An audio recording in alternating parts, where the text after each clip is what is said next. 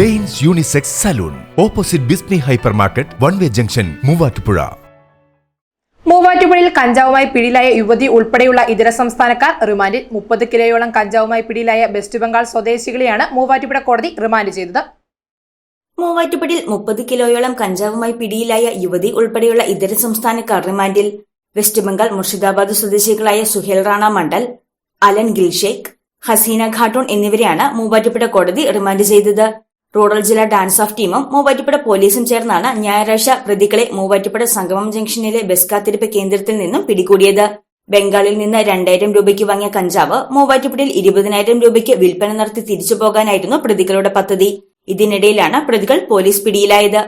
27 പ്രത്യേക പാക്കറ്റുകളിലാക്കിയാണ് കഞ്ചാവ് കൊണ്ടുവന്നത്. ജില്ലാ പോലീസ് മേധാവി എം ഹേമലതയുടെ നേതൃത്വത്തിൽ narcotic cell DYSP J Umesh Kumar, Muvattupuzha DYSP P M Baiju, inspector Basil Thomas, dance of team എന്നിവർ ചേർന്നാണ് പ്രതികളെ പിടികൂടിയത്. News desk Muvattupuzha news. നിങ്ങളുടെ പഠനാനുഭവത്തെ കരുത്തുറ്റതാക്കാൻ നാക് അക്രഡിറ്റേഷനിൽ A++ കരസ്ഥമാക്കിയ മൂവാറ്റുപുഴ നിർമ്മല കോളേജിൽ 2025-26 അധ്യയന വർഷത്തെ അഡ്മിഷൻ ആരംഭിച്ചിരിക്കുന്നു.